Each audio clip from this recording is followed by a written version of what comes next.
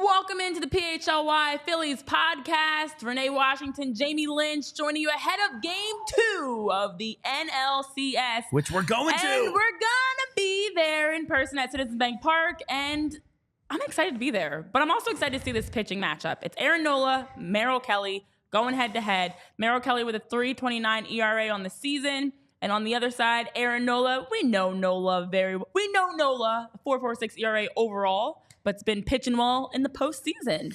Yeah, this is kind of like steel on steel. These first two, in line for both teams. There's a steep drop off in Game 3, and we'll get to that at Game 3 time. And Rangers going to have a real advantage. But Merrill Kelly probably had a more consistent, better year than Aaron Nola. That being said, Aaron Nola has really kind of turned the corner and been pretty great for 4 straight starts. His longest stretch of the season, falling back on that postseason big game experience. But Merrill Kelly is a guy with a 1.19 whip on the year. You said the 3.29 ERA. Pretty phenomenal, numbers overall. And this is where the pitcher's win-loss record doesn't really equate to the performance of the pitcher. He was 12-8 on the year. It's such a deceiving stat for pitchers because 187 strikeouts to Zack Gallen's 222. So he approached 200 himself. And a real nerdy deep dive on the stuff you can expect from Merrill Kelly tonight. He relies on 6 pitches. 30% of the time over the course of this year, it's been a four-seamer. 23% of the time, it is a changeup. 18% of the time, a cutter. 12.2% of the time, a sinker. Then he throws the curve at a similar rate at 11% and a slider at 5.5% of the time. So he has a full arsenal. He's not afraid to go to all 6 pitches in big spots. And, that's something to keep the Phillies on their toes for sure. Yeah, and, when you take a look at the numbers from Merrill Kelly, very impressive as you talk about. Just one start against the Phillies. That was back on June 14th. And in 6 innings pitched, 3 earned runs, 3 hits, 4 walks, 7 strikeouts. And versus the Dodgers, how about the performance for Kelly versus them? Now, in Game 1, 6.3 innings pitched, 0 runs given up, just 3 hits, 2 walks, 5 strikeouts. And overall against the Phillies, that number 6 of base hits that should have been base hits, that's a concern for me. 17 out of 59, 14 strikeouts, and then has been pretty even in terms of home games, and road games actually performs better on the road in terms of record, but not with ERA.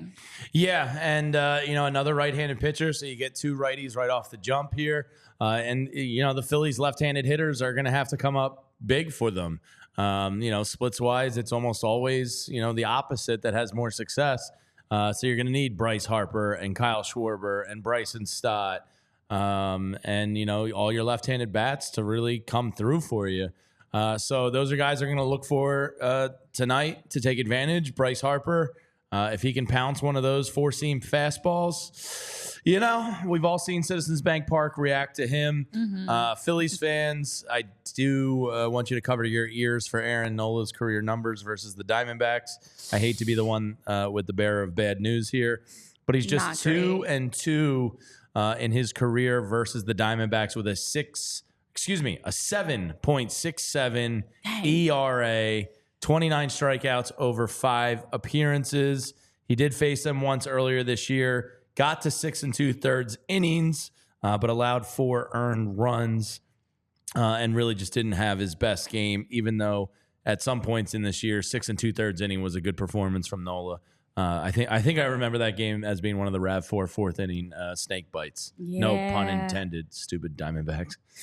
Yeah, that's a weird pun there, but yeah, I guess snakes on the brain. I also like looking at the breakdown of pitchers versus specific at-bats. And I think for Merrill Kelly to start, as we talk about the numbers, it's been Trey Turner that actually has had 9 hits in his 21 at-bats. His total career of facing Merrill Kelly. So he's been most consistent. JT Realmuto, though, could be a big chance for him tonight. 3 hits in his 9 at-bats and has had a home run as well. This is also maybe a cover your ears moment. The lone person on the Phillies to have a home run against Merrill Kelly in their career is JT. All right, JT. Oh, yeah. But we have also seen JT get 3 RBIs against him. Trey Turner did have 6 RBIs against Merrill Kelly. So those two have been the ones that have had the hot bats going up against Merrill Kelly.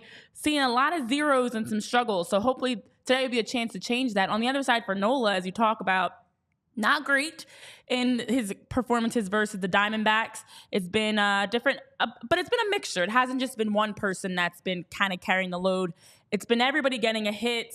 Has only given up 1 home run against the Diamondbacks and has given up 8 RBIs in his career against them. So something to keep an eye on of who's going to have the hot bat today. For the Phillies specifically, JT and Trey, we're looking at you. Yeah, Get it started. Let's go, boys. Let's get them game 2. Merrill Kelly had a great year, but as we know, the victor gets to write the history books, and hopefully we can write in the history books that Merrill Kelly came to Citizens Bank Park and got dominated.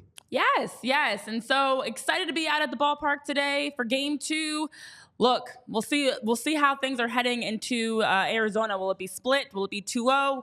We'll see what happens, but we know that starting on the starting side, Aaron Nola, Merrill Kelly getting things going. We will see you guys at Citizens Bank Park. Let's go, Phils. Let's get this win.